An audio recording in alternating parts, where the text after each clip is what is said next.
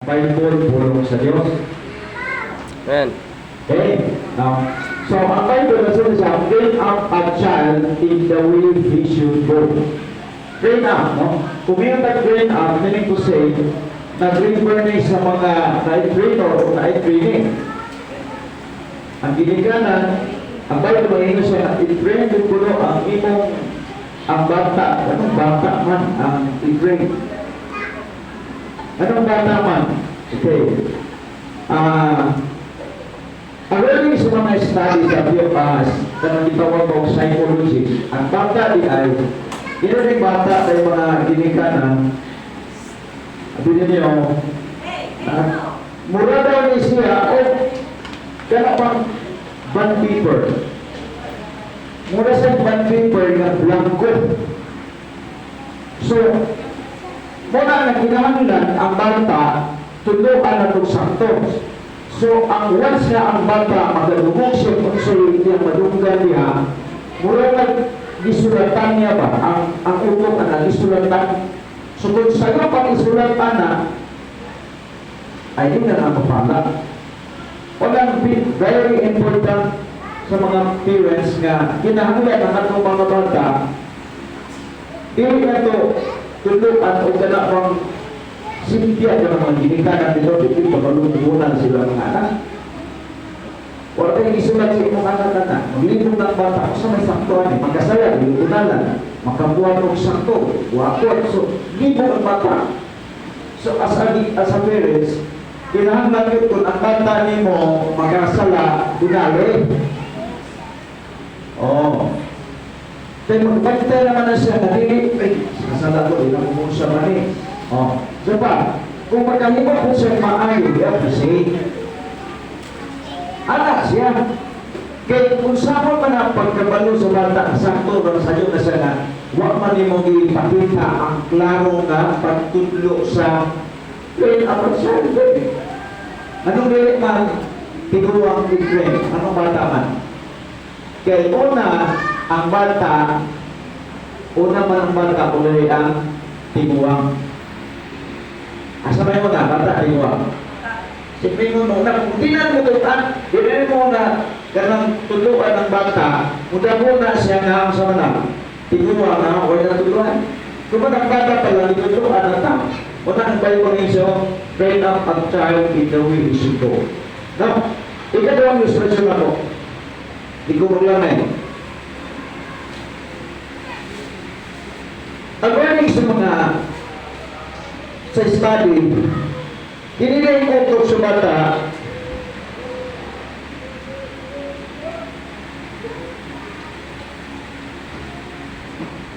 hinilay ang utok sa bata mula siya upod naganina kanangkuhan na to kanang bakante nga bakante nga isa na bato yung tigo nanina mo mag-paper. So kung sulatan ko sa'yo, yun ang iris. Ikadawang na ngano ang bata, tugluan din siya, bata siya. Kaya sumala pa sa gisumi sa mga tawagan ng mga psychologists. Ang utak sa bata, mura o gimunanin sa tawagan niya rin. Kung once na ikutana mo sa tubig, kung saan mo sa tubig, musulat siya.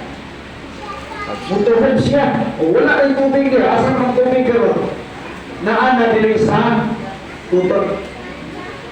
Muna, once na magtutulog ka ng bata, kada yung bata, hindi mo na tuluan naman sa'yo, hindi ko na kinintino, sigarilyo, ayaw katingala, ako yung kung bakit lagi, parang mo kami, ituluan na ninyo. Tama ba ko? Oh. Kung ituluan nila ninyo pamalikas, tama ba? Tanang agungan sa una, gamay na, huwag kita sa kamunong na mong pamalikas. Oh. Ngayon, magagawin siya sa gawas, kung siya na, tingod lagi sa parang anak, iko ayaw anak, ya, anak, W-E, Y-A-W-E, sa matawa, sa ayaw anak kay nasuko si Jesus anak. So wala sa ganun mo, siya mo ba? Wala na, dili na lang gusto. Hala, supo si Jesus anak. Buti pa sabot, bisan pa sa mga word nga ato ang giluwatan sa atong panimalaya, para mga bata, dili sa mga tungkol o yung anak powers nga mga pulong kay ilan naman ang padala. Wako ninyo, sa tinitabo sa tubig, i-absorb na ito. Dito na nga ang mga bata, tulungan itong labi. Kabantay mo sa school na to, ang mga bata, tanan puro cross, puro lang. I-build up na ito sa gitawang uglam. Eh kasagalan sa mga ginikanan, wala silang panahon sila mga bata. So, tuluan na ito as school teacher, director, gina-appreciate na mo, ginapakita na mo nga papa sila tanan niya. Itinahanglan.